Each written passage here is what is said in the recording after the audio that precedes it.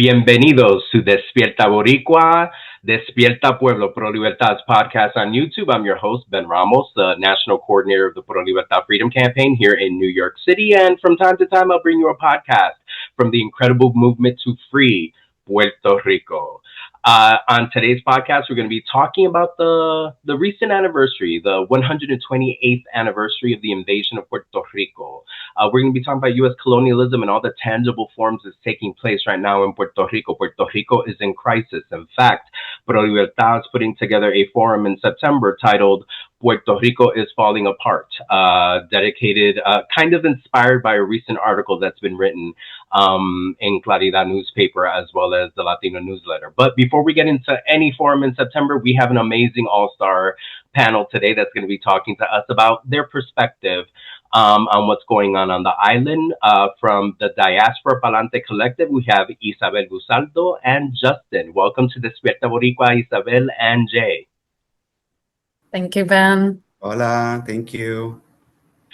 So, Isabel, Justin, you both have wonderful backgrounds with DPC, with that Diaspora Palante collective. Guys, forgive my familiarity. I know them as DPC, so I just want to keep using all the correct branding. Diaspora Palante collective is DPC. Isabel, Jay, tell me, what is DPC? Give me the elevator pitch. I can briefly say that DPC is a pro-independence, socialist Puerto Rican organization. It's based in the diaspora. It's a national organization, so we have people all over the United States. But Justin and I are both in the New York, New Jersey chapter. So we do a lot of work, anti-imperialist work in our local communities, but always connecting back to Puerto Rico and supporting work on the ground over there. Justin, I don't know if you want to add anything about the work we do. I think you covered most of it. We do a lot of political education work as well. That is pretty important to the work that we do, not only nationally, but as a chapter. And our political education is really centered around bringing attention, awareness, and analysis to the situation in Puerto Rico, and to bringing the diaspora into the independence struggle through one of the most, viable pathways, which is knowledge of what's happening in Puerto Rico. And if I can just chime in, DPC is an extraordinary addition to the work that we do, especially here in New York City. I have been blessed to be working with DPC folks for the last couple of years. DPC has been in Pro Libertad panels. We have had them on podcasts. We've done a lot of different things together where we're putting together a lot of projects, and it's wonderful to see this young generation. God, I feel old just saying that. This young generation popping up and just being as hellified as they are. So we've done the DPC commercial. Now, I want to talk to Justin and Isabel about what is going on with Puerto Rico. 128 years. We just, we've just denounced, because our people never celebrate that anniversary. There's a yearly protest in Puerto Rico and throughout the diaspora where we denounce that invasion. So let's start it up. Justin, if 128 years of colonialism, what is going on in Puerto Rico right now that makes that date, that anniversary, so tangible right now?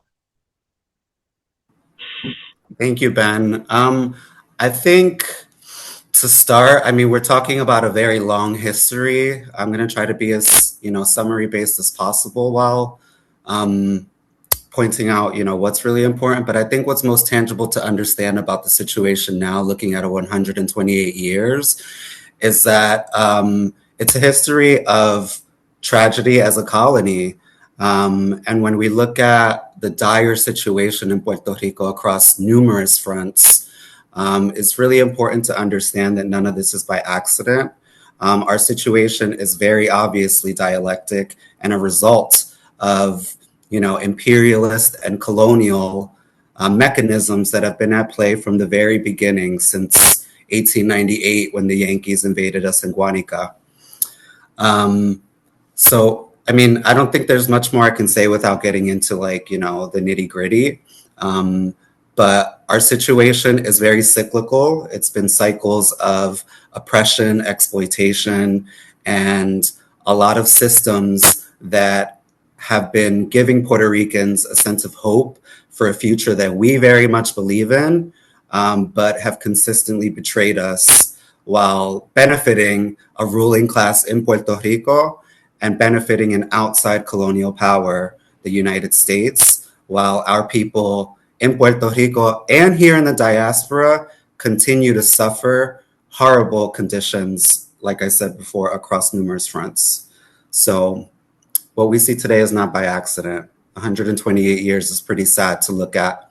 But that being said, there have been 128 years of consistent resistance to all of these systems from Puerto Ricans.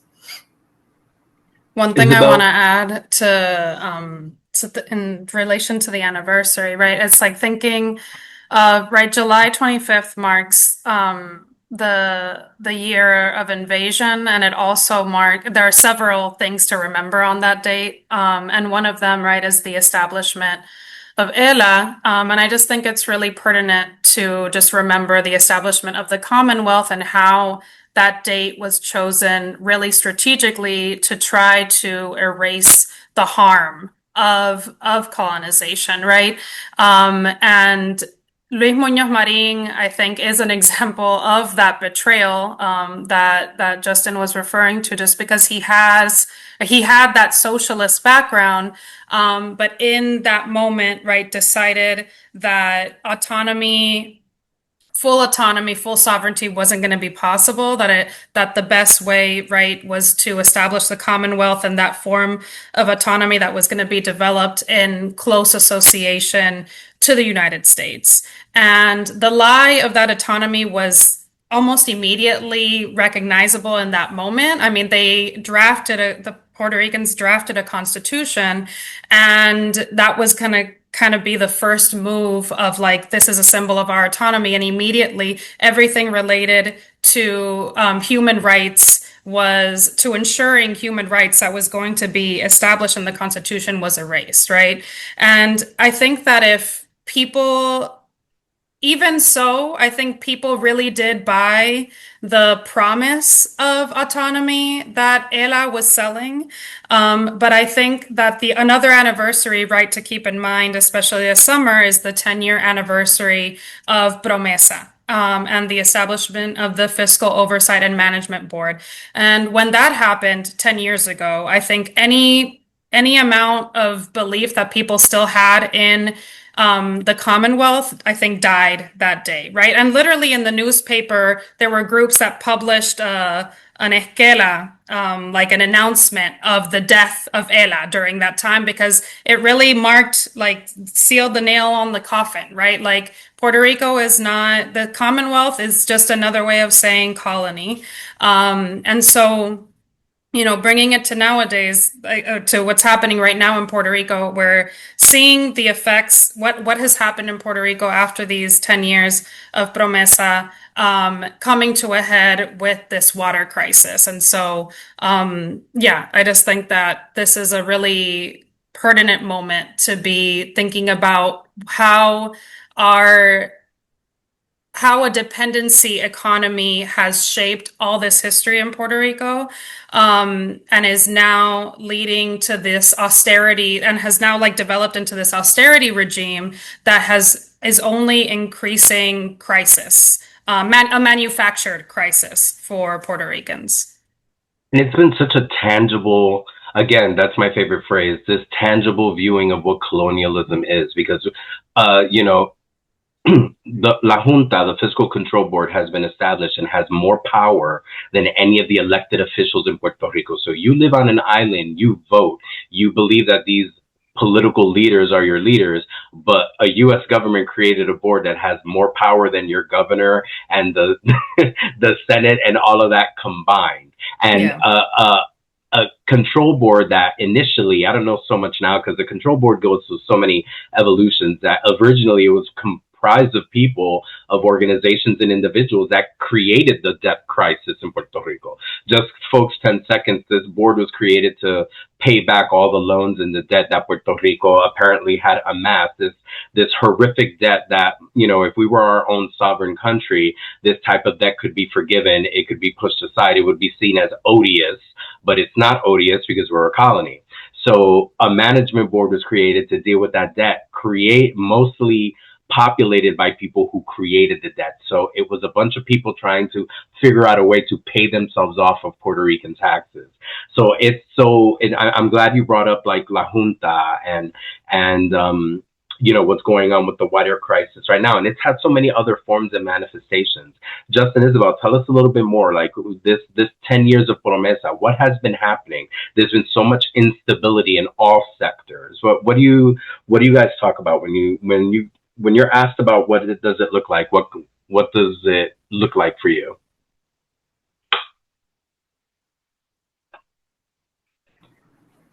Do you want me to start, Isa, or would you like to? Yeah, I mean, I think that we really have to look at, like what you just said, what the intention behind the PROMESA Act was. We're talking about a created debt rooted in privatization and benefit of investors, etc. And how do these people get paid off? Especially, the PROMESA Act was a response to numerous factors, but one of them being a lot of these bonds being turned over to junk status, and then all these investors coming in and taking on these bonds at almost, the most bottom dollar, knowing that Puerto Ricans were going to be held responsible for that debt. So this is one of the manifestations of disaster capitalism that we see. Our corrupt government creates disaster, financial disaster, and then outside forces who are not interested in the betterment of Puerto Rico, are not interested in the condition of the people, which has been a condition of crisis for a very, very long time. They're interested in getting money back off of our people who are already struggling to make ends meet for their basic needs. So it's just been 10 years of, theater when you look at the processes of La Junta and the litigations, especially litigations that are consistently put off and, nobody wants to make a deal, settlements that are being pushed off, new numbers, higher numbers, lower numbers, and then La Junta, who's responsible for sort of making it the plan to, fill in the gaps and start to close off this manufactured debt. They're not operating with the interest of Puerto Ricans either. Like you said, they're operating within their own interest. They're trying to pay off their companions and their buddies on Wall Street, et cetera, and pander to the United States interests. And it's so funny too, because another part of the theater is, this mirage of inclusivity and that you have a say. They put in the governor as an ex officio member, almost to say like, oh, well, your government representative has something to say about this. You do play a part in this. Well, our government is corrupt. Our government is working for their interests. So we're looking at 10 years of just stalling, really, is what we can call it at the most basic level. But that stalling includes harsh legislation and austerity measures that is draining Puerto Rico dry. People are concerned about things like their pensions, which are being put off because they've expended all of the budget for pensions. We're looking at all of our different institutions and infrastructures that are now being turned over to private companies and bodies that are further collapsing this. That's what I'm talking about our electrical system, our current water system. All of these things are a result of a longstanding debt, but also, layered with these austerity measures and these annual reports and plans put up by La Junta. And we're not seeing improvement for daily life with people.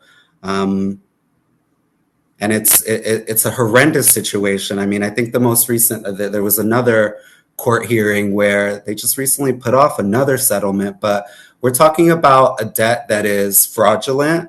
So, you know, all of this court stuff and it's all theatrics because we're trying to hold a nation responsible for something that it did not create. Yeah, I think an important a question that I always like to think about is just like who is indebted? Like where Puerto Ricans are not indebted, like we didn't get into this debt, right? And debt is just such an interesting concept because there's this idea of like fiscal irresponsibility when really the debt of Puerto Rico is rooted in its colonial status. Yes, our government is corrupt, just like the United States government is corrupt. But really our economy is a dependence economy. So it is only geared towards a debt. Like that was the logical end of our economic system. And I think that as Justin has said really clearly, like what PROMESA has meant is prioritizing paying the debt, prioritizing Wall Street, and that means that all our social services are cut. That means that schools are closed, and that means that the supposed solutions end up being privatization and neoliberal measures. And I think that, and the other thing that La Junta does is ease of business, right? Like that's what La Junta seeks, and economic development, and those are defined by La Junta in particular ways by establishing things like Act 60, right, which is the same thing that has been attempted in the past, but instead of giving tax breaks to companies, right, it's giving tax breaks to individuals, to wealthy investors and foreigners that want to come and establish residency in Puerto Rico, and to develop projects like Assencia, right? I think that the Fiscal Oversight Board also assists with, I mean, in collaboration with the Puerto Rican government, is assisting to trying to erode all the laws that Puerto Rico has in place to protect the environment and protect the land in order to facilitate these luxury developments that are only going to benefit foreigners to be built.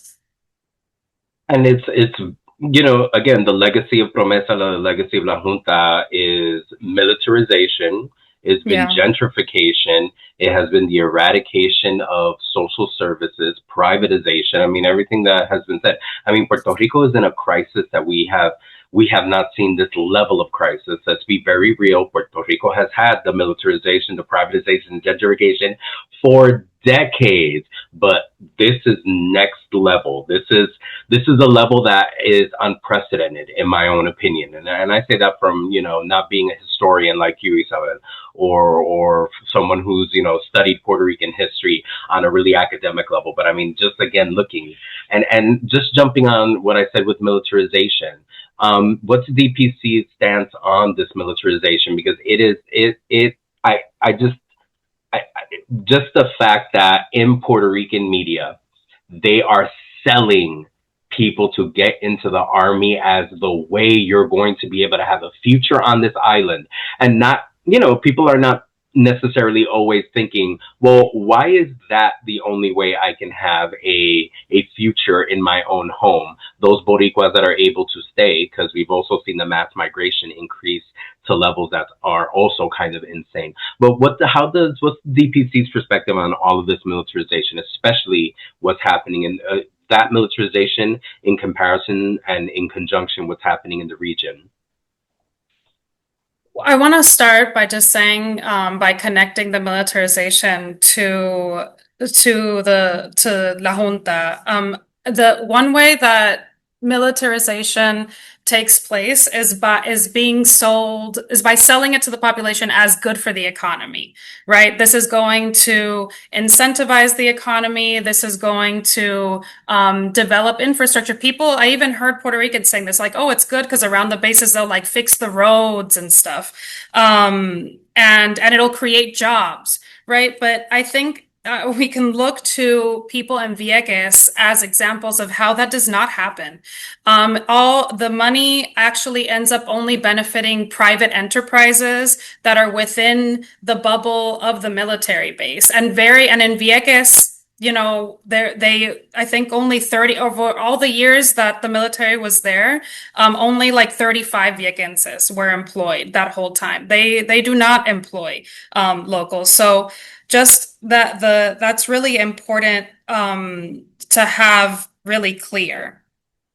And then, this is also showing the challenge of our prospects of sovereignty in this moment, because as fascism is on the rise in the United States, Puerto Rico becomes more and more critical as part of the military infrastructure and a strategic location for the U.S. So it's really important for us and in DPC to emphasize that we, along with other organizations in the region, demand a zone of peace. And this means to demilitarize the entire Western Hemisphere and expel all imperialist forces.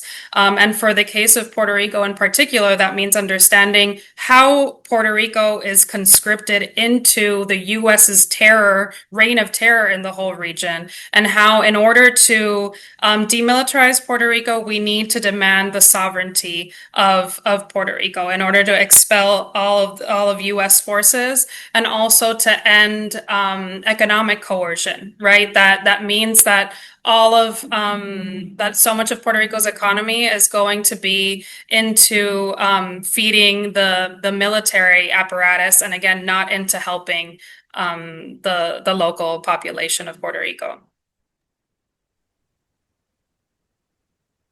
Add on, Justin, add on.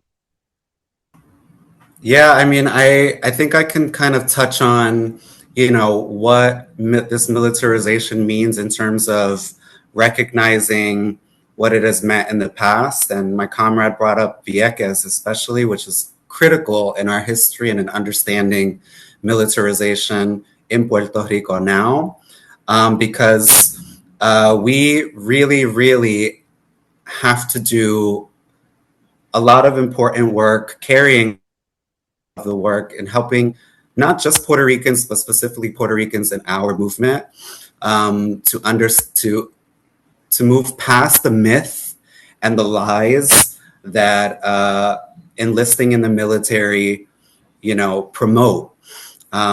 These lies of relief, these lies of, you're doing something for the betterment of your nation. Well, whose nation?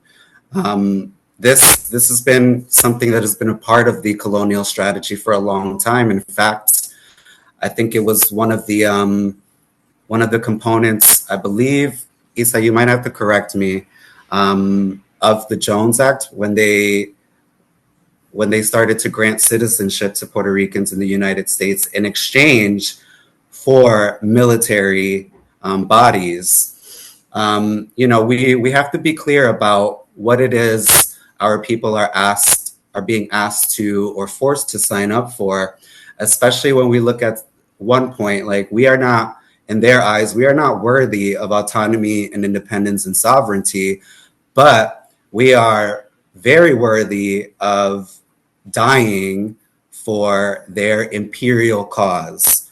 And, right now, this militarization is a total attack on our Caribbean, Antillean, regional solidarity, especially when we looked at what happened in Venezuela recently with the capture of their president, especially when we look at the impending threats against Cuba. Everything that's happening in the Caribbean right now Puerto Rico is the military strategic point that this is going to take off from. And our people are being asked to betray our solidarity with the rest of the Caribbean islands and Latin America. They're being asked to die for a colonial, a vicious colonial force that is occupying and colonizing us. And then our people are forced to look at these Yankee soldiers roaming up and down our streets, reminded of the bombings and the experiments and exercises that they performed during the Vieques occupation. We are reliving the horrors of, American colonization armed all over again. So true. So true. We have so many of our comrades on the island talking about how terrifying it is to see such a increased military presence and to have fighter planes flying over people's heads and to actively hear people doing maneuvers on the island. It's interesting. Viequenses, to them, this was everyday life for like over 50, 60 years. Now people on the island who were used to military bases having been closed because of the Vieques movement and the anti-militarization movement, seeing these bases open up again, and new generations are now being exposed to that military trauma, on top of the fact that you have American soldiers running around neighborhoods and running around municipalities with, the culture that the military comes with, which is very racist, very classist, and very anti-woman. And this is YouTube. I have to be very careful the way I say this so that we don't get blocked, but there's a lot of SA that occurs, and that culture that comes with the military presence, which no one, that's not anything that's ever talked about in the media when they do their recruitment drives. So Thank you, touching about that, because it's important that we bring this up. I just wanted to jump back because both Justin and Isabel have brought up the issue of Assencia, and some of you might remember that about 2 or 3 months ago, we did an entire podcast with a compañera who's doing work with New York Contra Assencia here in New York, as well as with the organization she's created in Puerto Rico. I believe it's another Isabel who's doing that work. Justin, can you start us off, and Isabel jump in? Let's remind our listening audience, what is the Assencia project, especially since there was a big demo against Assencia in Puerto Rico and here in the diaspora in New York City just yesterday. Start us off, Justin. What is Assencia? Yes, so Assencia is a proposed mega luxury project spearheaded by numerous investors. But we can talk about some of the bigger names like Three Rules Capital, the Rubin Brothers, JP Morgan Chase, a series of hotel chains, including the Mandarin Hotel, just to name a few. This body of investors is looking to take up over 2,000, I believe, acres of land on the west coast of Puerto Rico, specifically in Cabo Rojo. And basically, they want to set up their own little community, their own little luxury community that would have residencies, hotels, their own trauma center, numerous golfing ranges, among many other, luxurious amenities that Puerto Ricans across the nation, across our islands, don't have access to at the moment. And this project would destroy a large part of our ecology, of our environment, would essentially make extinct or nearly extinct plenty of wildlife, would tap into water sources, even though they're saying they're not going to, which would essentially leave neighboring towns and municipalities at risk of no water. And so this project at the moment, there was a permit granted to the project saying, and please correct me, Isa, granting them the ability to, that land was okay to use. That it was not a grant to build, but it was a grant saying, yeah, this is fine. There are still plenty of other processes that have to, move forward before they can actually do this. And, our goal is that they can never do this. But that's a solid rundown from what I can think of right now. But I'll pass it over to Isa to kind of fill in any gaps I might have missed.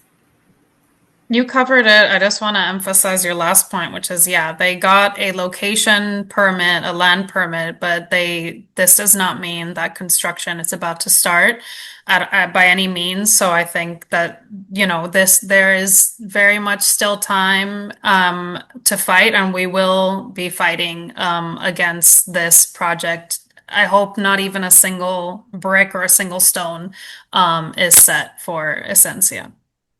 And it's insane because JP Morgan Chase, the Rubin brothers, and all these other forces are paying Puerto Ricans on the island to lobby to change environmental laws so that they can do the building. And the biggest, folks listening, one of the biggest issues is that in Puerto Rico, there are no private beaches. That whole island, that 100 by 35 or 35 by 100, I can never get that cute little buzzword correct. Every beach in Puerto Rico is public, but they're trying to warp by tapping into local forces, conservative forces on the island, trying to warp the environmental law so that they can have their own private beaches. I love the way Jay and Isabel have talked about it as like this little enclave, this little city of colonialism within Puerto Rico, so that Americans can go there, tourists can go there, and they don't have to deal with the lights going off the way other islanders do, or having issues with water, or any of the other issues that have happened because of the fact that Puerto Rico is falling apart. But like creating this little enclave, and they're doing everything they can to lobby to manipulate that this is going to happen. And unfortunately, we have some of our colonized folks on the island that are doing this lobbying because they're being paid to do it, to warp. I mean, look how insidious, folks. Look how insidious. They're paying so that laws can be changed so that they can create their little enclave where, again, they're boasting that so many people are going to be employed, yet there's nothing that's being put out there to employ people. No one's saying that these hotels are going to be built and Puerto Ricans are going to be working there, despite the fact that we have seen throughout the island and on Culebra and Vieques that when these luxury hotels go up, the least amount of people that work there are local people. So and again, we have colonialism to thank. We have La Junta, because this is one of the Junta's biggest privatization projects. This is something that they say is going to give such a shot in the arm for the tourist culture in Puerto Rico. As we're closing out DPC, my family from DPC, let's talk about resistance, because I love how going all the way back in the beginning, Justin talked about how it's also been 128 years of resistance. So Jay, what's going on in terms of our resistance here in New York City in the diaspora? What can we highlight? Yeah, I mean, we have various fronts, all very much aligned with taking up this struggle against the Assencia project, against La Junta, and various other, lanes of work. But we are tapped in specifically to a coalition, New York contra Assencia, and I'll actually let Isa talk a little bit more about that in a moment. But we are doing a lot of active work on targeting these investors who have bases here in the United States and making sure that they get as much bad press as possible, making sure that we get as much attention on this as we can to activate the diaspora and to really, really light up that solidarity with the fierce work that organizations like Defiende Cabo Rojo are doing in Puerto Rico. Before I pass it, though, I think it's really important for Boricuas when we're talking about resistance, not just here in the diaspora and in the archipelago, that we remember some of the things that have activated us to major moments in history in the past, Puerto Rico was moved by mass protests during the Rosselló exit. And that was all, there were many, many factors, but one of the sort of like kicks in the butt for that were those text messages. So where I am right now and thinking about our resistance and everything that we're doing is that something we have to sort of lean into right now as well, is that we went up over some text messages. What are we going to do now when this government is blatantly and so openly making it clear that they're willing to, take us toward death through drought, manufactured drought, blackouts, health crisis, and all of the other, violent layers of warfare. And, are we going to take this lying down then?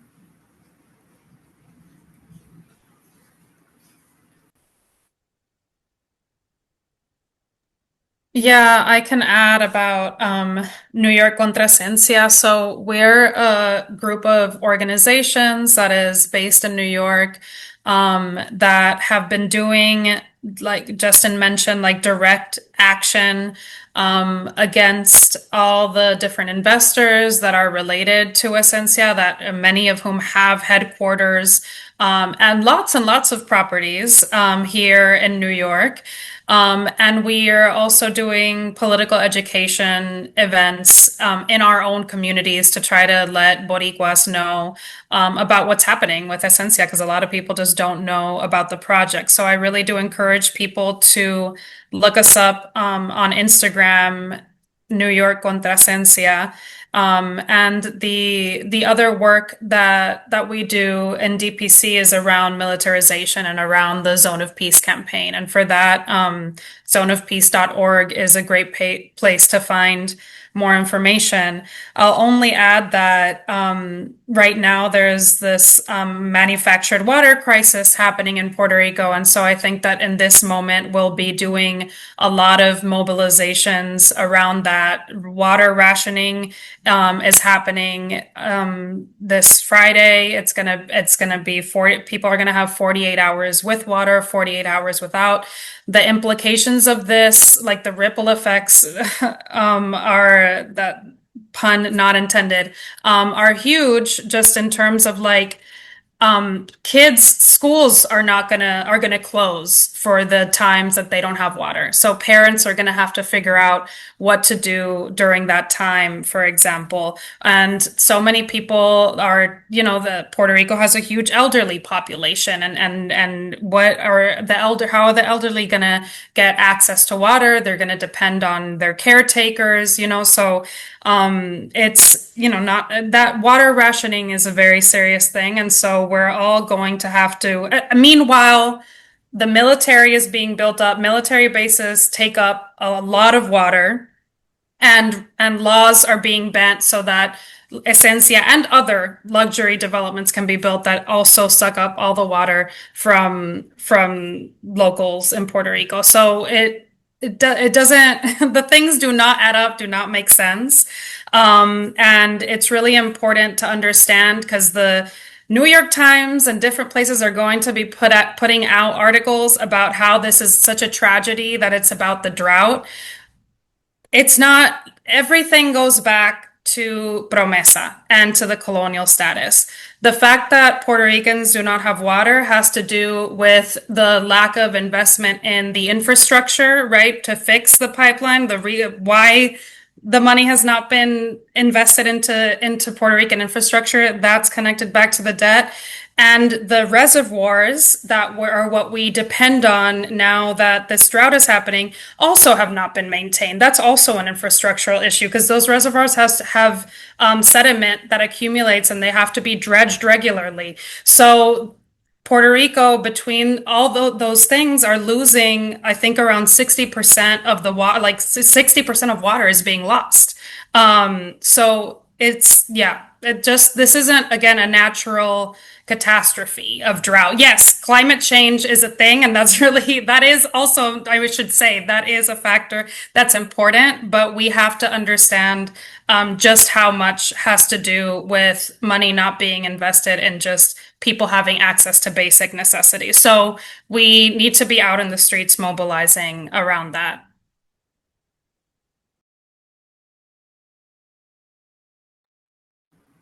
Yeah, I wanted to add one more quick thing, a correction and a comment. I used the word drought, which is really interesting because, as Isa was kind of leading to, we are not without water. We are without systems that provide clean water, that provide access to water. We're facing crumbling infrastructure that is preventing people from getting water. So, I kind of used the word drought, but I wanted to clarify that. I also wanted to answer the question about, are we willing to take this lying down? And I wanted to make it clear, no, we are not. We have never been willing to take any of this violence, and we are not going to in this moment either. There will be continued active and fierce resistance against our corrupt government, against this control board that means to kill our people in order to line their pockets, and against any other force that continues to get in the way of our dignified and sovereign process toward an independent nation. Thank you, guys. I just want to add on, there's an irony and an insanity that's wrapped up with everything that's been going on. Besides the fact that, of course, infrastructure is crumbling, the privatization of water, the privatization of electricity in Puerto Rico has brought forth organizations and forces to take them over that are woefully unskilled in dealing with reservoirs and super tubes that are in the Caribbean. One of the biggest issues with the energy crisis in Puerto Rico is that some of these forces that are coming in to take over do not know how to run an electrical system in a tropical country. And that can be seen with the water as well, because the electricity, it's very interesting. Our comrades in the work in the UTIER and all that were saying to us 2 or 3 years ago, the water is next. We're going to have a crisis after all the apagones, all of the blackouts. We're going to get used to the blackouts happening all the time. The water is going to start being affected. And what's happened now in the last year? The water is affected. Can these private companies, do they know how to deal with the Puerto Rican reservoir system and the super tubes and all that? No, because these reservoirs and all of this is very, it's very unique systems that work differently in the Caribbean as opposed to how they work in Alaska and how they work in the desert and all that. So it's very interesting to see how these forces are being, shoved down the Puerto Rican people's throats. And it's like, oh, we're putting people who are woefully unskilled, completely oblivious to how to maintain these systems in charge, because why? It's good for us. Privatization is good. It creates jobs. It helps systems. People in Puerto Rico right now are about to go, and the Friday that Isa is talking about is one of these Fridays today, as this podcast is being filmed. There are people in Puerto Rico right now finishing up collecting water because over the weekend they're not going to have, and they're talking about how school in Puerto Rico is supposed to start next week. On the island, they're going to start schools. It also affects hospitals and nursing homes and places where people have unfortunately passed away because of blackouts and lack of water and infrastructure that isn't working. That's something we forget. It's something that's not talked about. The literal lives that this has cost. And, this is where when we talk about, during incredible heat waves, been very hot in Puerto Rico. Thank you for bringing up that point. Things in the environment have been really bad in Puerto Rico. So no water and no electricity to run ACs, no electricity to run refrigerators. Food is going bad. All this stuff that's just this is the nightmare scenario that statehooders say, an independent Puerto Rico is going to face. Well, it's a colony right now, and we're facing those crises. As we wrap up DPC, let's just give a plug. Justin, what's going to be happening on, so we're talking so much about resistance. What's taking place on Sunday, August 16th? Yeah, so we are going to be having the second annual Marcha por la Independencia here in New York City. We had to reschedule from the original July date due to weather. I think it was like weather that got in the way for us. It was around the time of like all that smoke in the air from Canada and everything like that. But anyway, we've rescheduled for August 16th. We have various diaspora organizations that have been working for months, nearly the entire year at this point, to plan this. We're really excited. This is going to be taking place in the South Bronx in New York City. We do have an Instagram page, which the handle I cannot remember off the top of my head right now, but maybe we can share that in the video details, or maybe one of you two can share that. But yes, it's going to be from 1 to 3 p.m. We're going to have a little bit of rallying. We'll have a march, and we'll have a bit of a gathering at the ending point as well. And ahead of that, we have a couple of things happening with an art build. So, check us out, Diaspora Palante Collective, or DPC NYC NJ, or Pro Libertad. We're organizations that are a part of that coalition. So you can get some details on upcoming events, but please make sure if you are in the area that, you rise up to the obligation to show up with Puerto Ricans here on the streets so that we can really continue to do our work here. And again, that's Sunday, August 16th, 1 o'clock. We're meeting in front of Lincoln Hospital, the very famous Lincoln Hospital, and marching towards 149th Street in St. Anne's. We're going to end some cultura, some bomba, some plena, some spoken word, a couple more speeches. We are promising we won't kill you with 1,000 orders that day. We are going to have, it's going to be more about chanting, marching, educating our people. It's amazing that we're doing it in the South Bronx, where 44% of the Puerto Rican community lives and thrives and deals with statehood on a daily basis and capitalism in all its forms. So we'll be there to create like a liberated space. Isabel, one more time, tell us, how do we get into contact with these DPC? Where do we see, your statements, your social media? Remind us of that again. I don't want to say anything wrong. So let me double check. Our personal page on Instagram, like the chapter page, is DPC NYCNJ. But for the national org, the handle is Diaspora Palante Collective, así completito. And we also have a website. So on our website, you can see various statements that we have and our 13-point program. So I really recommend people checking out our website as well.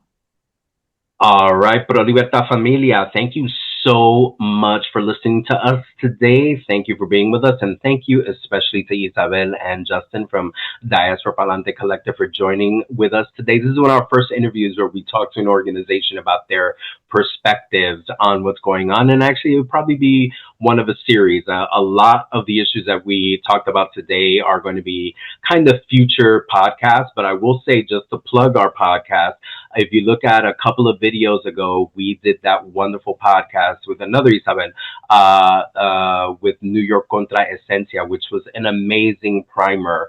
Our compañera is an environmentalist, an ecologist, and she was just talking about what's going on at the very kind of formation of New York Contra Assencia.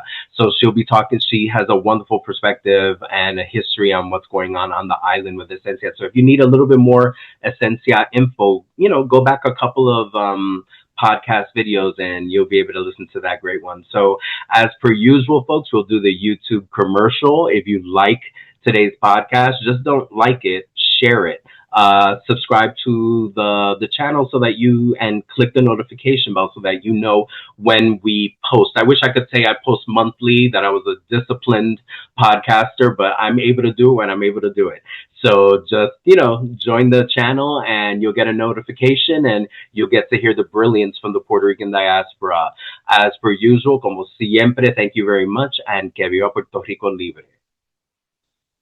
Que viva. Que viva.